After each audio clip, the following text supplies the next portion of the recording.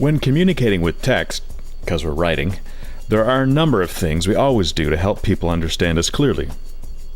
Letters, for instance, are grouped into words.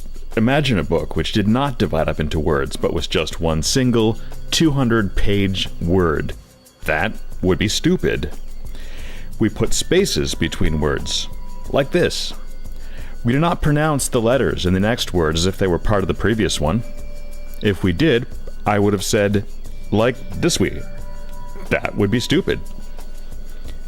We put end punctuation like periods, exclamation points, and question marks to divide our thoughts up into sentences.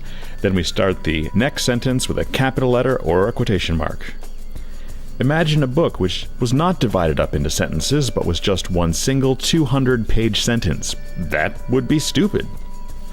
We put one space after end punctuation, unless we were taught how to type back in the days of manual typewriters, in which case we've picked up the bad habit of doing two spaces after sentences.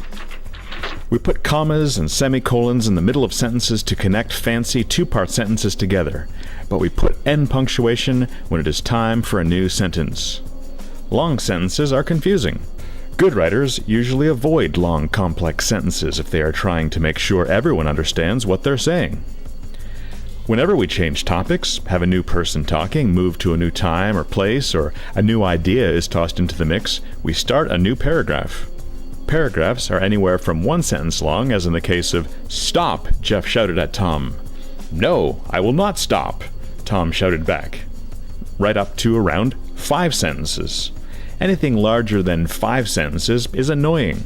Imagine a book which was not divided up into paragraphs, but was just one single 200-page paragraph. That would be stupid. When writing on paper, we simply go down to the next line and indent 2 spaces, or 5 if you're being lazy and pressing a tab, like this. That's how that's done when we're going to be printing on paper. Saves on paper. When we're on the internet, though, we do things differently, as we're not concerned with paper. We do not indent our paragraphs. To show where they start, we have to leave an entire blank line of empty space. Like this. Would waste a lot of paper to do an entire book like this. "Stop," Jeff shouted at Tom. Empty space. "No, I will not stop," Tom shouted back. Empty space. "Oh, I think you will," Jeff replied. "We're going to run out of paper." Something high school kids do fairly often is called comma splicing. To illustrate how bad it is to simply put commas when you need to put end punctuation and start a new sentence, we will examine this newsreader. Perhaps the teleprompter did not start a new paragraph or even a new sentence for him to read correctly. Good evening, I'm Ken Bastida. Dana is off tonight. At this point, there really needed to be end punctuation, in this case, a period, and a new paragraph, as he'd moved on from explaining what he was doing in Dana's normal time slot and was moving on to a murder story. Due to an unfortunate comma splice or failure to start a new paragraph, he comes off sounding like a psychopath.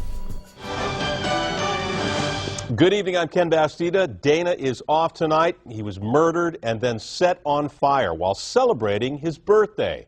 The body of Jimmy Fresge was found by firefighters on Monroe Street and Tishway. So remember, punctuation keeps you from sounding like a psychopath.